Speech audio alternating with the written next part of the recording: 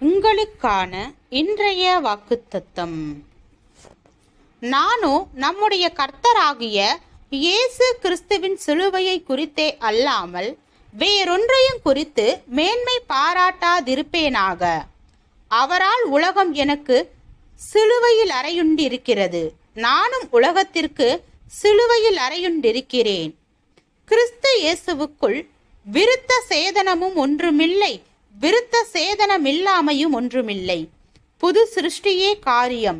இந்த பிரமாணத்தின்படி நடந்து வருகிறவர்கள் எவர்களோ அவர்களுக்கும் தேவனுடைய இஸ்ரவேலருக்கும் சமாதானமும் இரக்கமும் உண்டாயிருப்பதாக. கலாத்தியர் 6வது அதிகாரம் 14, 15, 16 வசனங்கள்.